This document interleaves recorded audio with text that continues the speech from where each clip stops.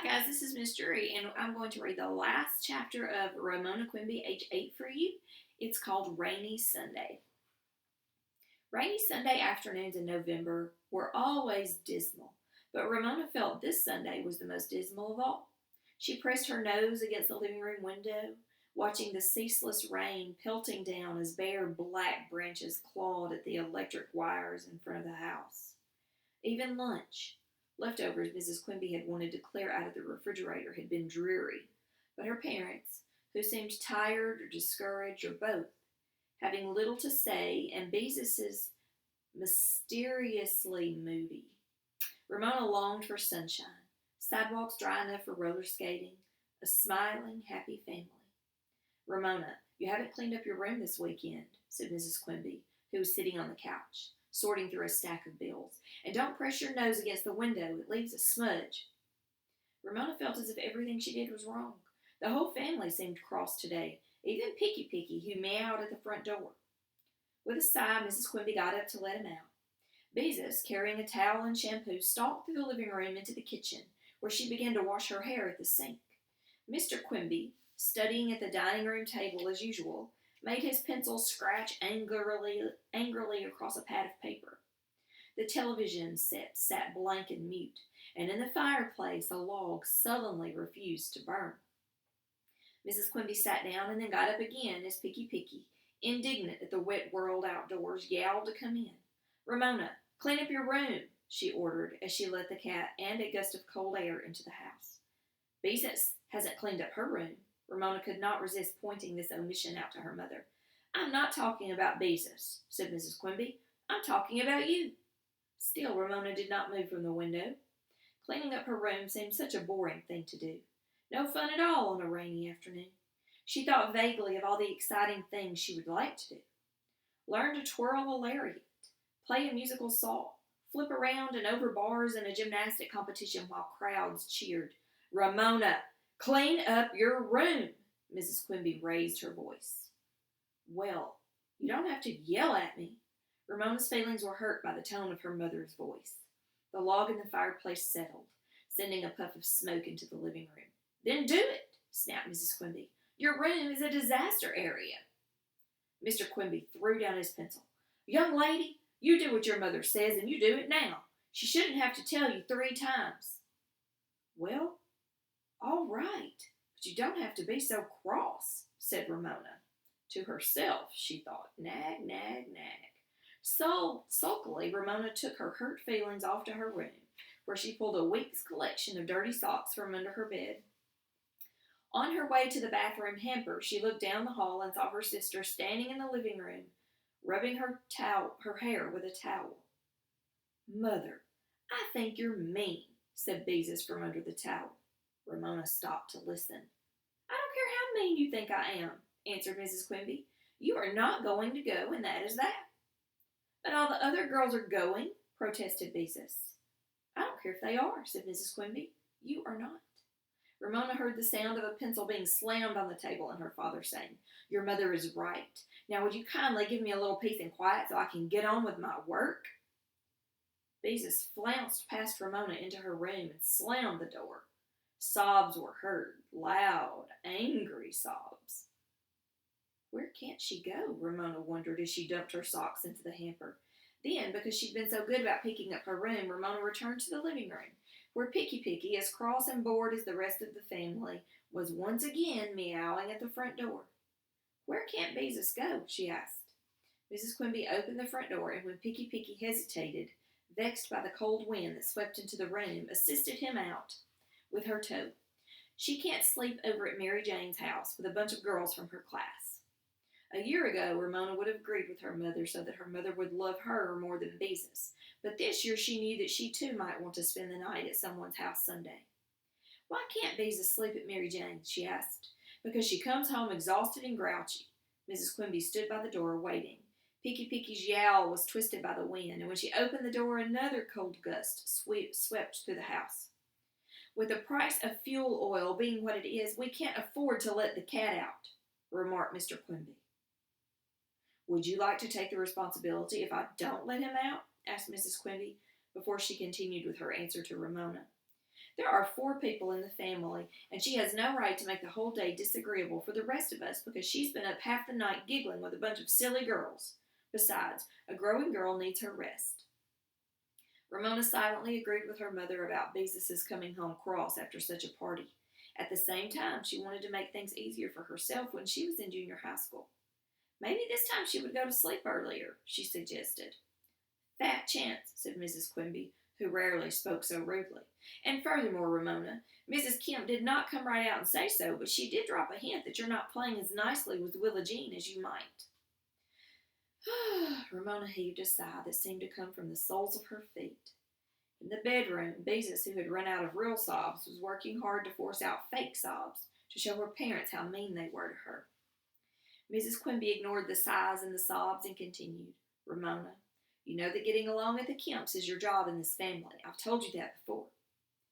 How could Ramona explain to her mother that Willa Jean had finally caught on that sustained silent reading was just plain reading a book?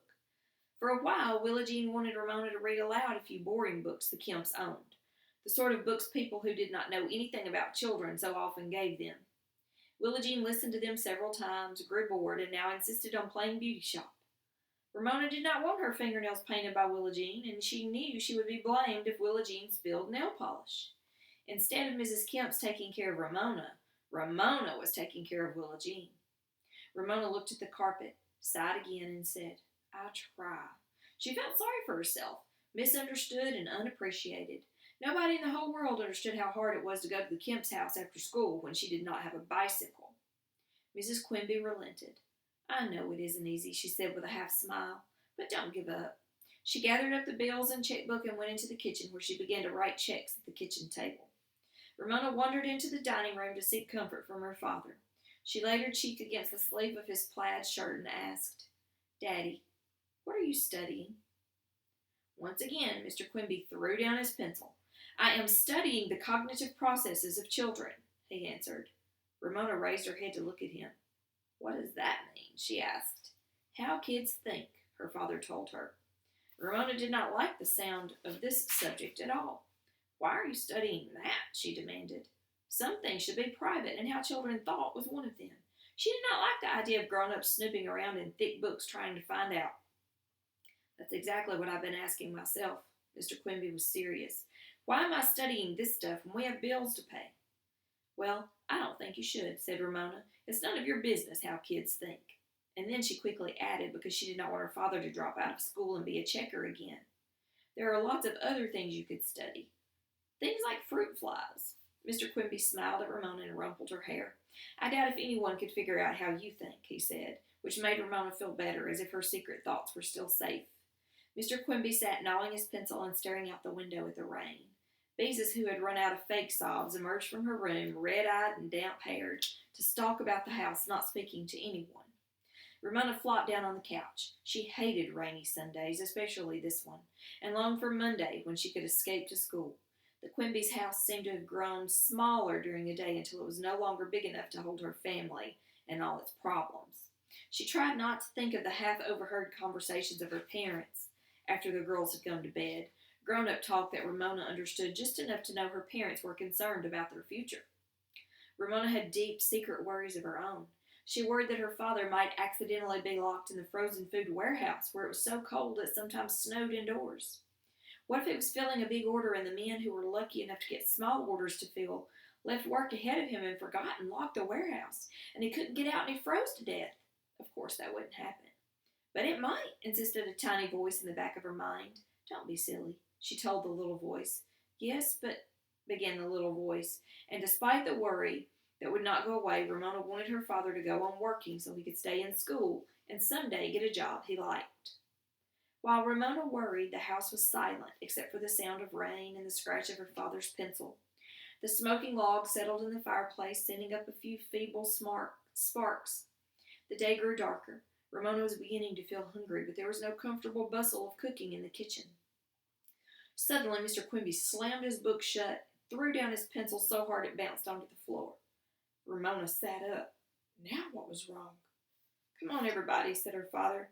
Get cleaned up. Let's stop this grumping around. We're going out for dinner, and we're going to smile and be pleasant if it kills us. That's an order. The girls stared at their father and then at one another. What was going on? They had not gone out to dinner for months. So how could they afford to go now? To the Whopper Burger? Asked Ramona. Sure, said Mr. Quimby, who appeared cheerful for the first time that day. Why not? The sky's the limit. Mrs. Quimby came into the living room with a handful of stamped envelopes. But Bob, she began. Now, don't worry, her husband said. We'll manage. During Thanksgiving, I'll be putting in more hours in the warehouse and getting more overtime. There's no reason why we can't have a treat once in a while. And the Whopper Burger isn't exactly your 4-star gourmet restaurant. Ramona was afraid her mother might give a lecture on the evils of junk food, but she did not. Gloom and anger were forgotten. Clothes were changed, hair combed, Picky was shut in the basement, and the family was on its way in the old car with a new transmission that never balked at backing down the driveway. Off the Quimbys sped to the nearest Whopper Burger, where they discovered other families must have wanted to get out of the house on a rainy day, for the restaurant was crowded, and they had to wait for a table. There were enough chairs for the grown-ups and Beezus, but Ramona, who had the youngest legs, had to stand up. She amused herself by punching the buttons on the cigarette machine in time to the music, which was playing Tie a Yellow Ribbon Round the Old Oak Tree. She even danced a little to the music, and when the tune came to an end, she turned around and found herself face to face with an old man with a neatly trimmed gray hair and a mustache that turned up at the ends. He was dressed as if everything he wore, a flowered shirt, striped tie, tweed coat, and plaid slacks, had come from different stores or from a rummage sale, except that the crease in his trousers were sharp and his shoes were shined. The old man, whose back was very straight, saluted Ramona as if she were a soldier and said, Well, young lady, have you been good to your mother? Ramona was stunned. She felt her face turn red to the tips of her ears. She did not know how to answer such a question. Had she been good to her mother? Well, not always, but why was this stranger asking? It was none of his business. He had no right to ask such a question. Ramona looked to her parents for help and discovered they were waiting with amusement for her answer. So were the rest of the people who were waiting for tables. Ramona scowled at the man. She did not have to answer him if she did not want to. The hostess saved Ramona by calling out, Quimby, party of 4, and leading the family to a plastic upholstered booth. Why didn't you answer the man? Beezus was as amused as everyone else. I'm not supposed to talk to strangers, was Ramona's dignified answer. But Mother and Daddy are with us, Beezus pointed out rather meanly, Ramona thought. Remember, said Mr. Quimby as he opened his menu, we are all going to smile and enjoy ourselves if it kills us. As Ramona picked up her menu, she was still seething inside. Maybe she hadn't always been good to her mother, but that man had no right to pry. When she discovered he was seated in a single booth across the aisle, she gave him an indignant look, which he answered with a merry wink. So he had been teasing. Well, Ramona didn't like it. When Ramona opened her menu, she made an exciting discovery. She no longer had to depend on colored pictures of hamburgers, french fries, chili, and steak to help her make up her mind. She could now read what was offered. She studied carefully, and when she came to the bottom of the menu, she read the dreaded words. Children's plate for children under 12. Then came the list of choices. Fish sticks, chicken drumsticks, hot dogs. None of them, to Ramona, food for a treat. They were food for a school cafeteria. Daddy, whispered Ramona, do I have to have a child's plate? Not if you don't want to. Her father's smile was understanding. Ramona ordered the smallest adult item on the menu. Whopper Burger was noted for fast service, and in a few minutes the waitress sat down the Quimby's dinners. A hamburger and french fries for Ramona, a cheeseburger and french fries for Beezus and her mother, and hamburgers with chili for her father. Ramona bit into her hamburger. Bliss. Warm, soft, juicy, tart with relish. Juice dribbled down her chin. She noticed her mother start to say something and change her mind. Ramona caught the dribble with her paper napkin before it reached her collar. The french fries, crisp on the outside, mealy on the inside, tasted better than anything Ramona had ever eaten. The family ate in companionable silence for a few moments until the edge was taken off their hunger. A little change once in a while does make a difference, said Mrs. Quimby. It does us all good. Especially after the way Ramona stopped herself from finishing with after the way Beezus acted this afternoon. Instead, she sat up straight and smiled. Well, I wasn't the only one who. Beezus also stopped in mid-sentence and smiled. The parents looked stern, but they managed to smile. Suddenly, everyone relaxed and laughed. The old man, Ramona noticed, was eating a steak. She wished her father could afford a steak.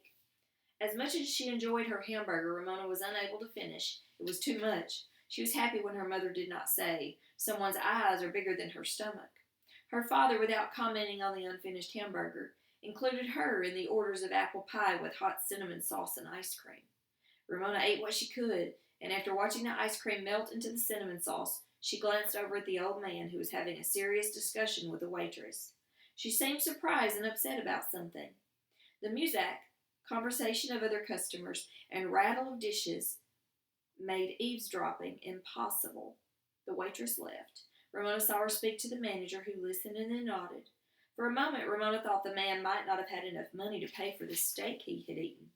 Apparently he did, however, for after listening to what the waitress had to say, he left a tip under the edge of his plate and picked up his check. To Ramona's embarrassment, he stood up, he winked, and saluted her again. Then he left. Ramona did not know what to make of him. She turned back to her family, whose smiles were now genuine rather than determined. The sight of them gave her courage to ask the question that had been nibbling at the back of her mind. "Daddy, you aren't going to be a college dropout, are you?" Mr. Quimby finished a mouthful of pie before he answered. "Nope." Ramona wanted to make sure. "And you won't ever be a checker and come home cross again?" "Well," said her father, "I can't promise I won't come home cross, but if I do, it won't be from standing at the cash register trying to remember 42 price changes in the produce section while a long line of customers all in a hurry wait to pay for their groceries." Ramona was reassured. When the waitress descended on the Quimbys to offer the grown-ups a second cup of coffee, Mr. Quimby said, "Check, please." The waitress looked embarrassed. "Well, she hesitated. "This has never happened before, but your meals have already been paid for." The Quimby looked at her in astonishment. "But who paid for them?" demanded Mr. Quimby. "A lonely gentleman who left a little while ago," answered the waitress. "He must have been the man who sat across the aisle," said Mrs. Quimby. "But why would he pay for our dinners? We never saw him before in our lives." The waitress smiled, "Because he said you were such a nice family, and because he misses his children and grandchildren." She dashed off with her pot of coffee, leaving the Quimbys in surprised, even shocked silence. A nice family? After the way they had behaved on a rainy Sunday? "A mysterious stranger, just like in a book," said Beezus. "I never thought I'd meet one." "Poor lonely man," said Mrs. Quimby at last, as Mr. Quimby shoved a tip under his saucer. Still stunned into silence, the family struggled into their wraps and splashed across the parking lot to their car, which started promptly and backed obediently out of its parking space. As the windshield wipers began their rhythmic exercise, the family rode in silence, each thinking of the events of the day. "You know," said Mrs. Quimby thoughtfully, as the car left the parking lot and headed down the street, "I think he was right. We are a nice family." "Not all the time," said Ramona, as usual demanding accuracy. "Nobody's nice all the time," answered her father, "or if they are, they're boring." "Not even your parents are nice all the time," added Mrs. Quimby. Ramona secretly agreed, but she had not expected her parents to admit it. Deep down inside, she felt she herself was nice all the time, but sometimes on the outside, her niceness sort of, curdled. Then people did not understand how nice she really was. Maybe other people curdled too. "We have our ups and downs," said Mrs. Quimby, "but we manage to get along and we stick together." "We are nicer than some families I know," said Beezus. "Some families don't even eat dinner together." After a moment she made a confession. "I don't really like sleeping on someone's floor in a sleeping bag." "I didn't think you did." Mrs. Quimby reached back and patted Beezus on the knee. "That's one reason I said you couldn't go. You didn't want to go, but didn't want to admit it." Ramona snuggled inside her car coat, feeling cozy, enclosed in the car with the heater, breathing warm air on her nice family. She was a member of a nice, sticking-together family, and she was old enough to be depended upon, so she could ignore, or at least try to ignore, a lot of things. Willa Jean. She would try reading her sustained silent reading books aloud, because Willa Jean was old enough to understand most of them. That should work for a little while. Mrs. Whaley. Some things were nice about her and some were not. Ramona could get along. That man paying for our dinner was sort of like a happy ending, remarked Beezus as the family, snug in their car, drove through the rain and the dark toward Klickitat Street. A happy ending for today, corrected Ramona. Tomorrow they would begin all over again. And that is the end of Ramona Quimby, age 8. If you like the character Ramona, there are lots of books that are written by Beverly Cleary, so check those out.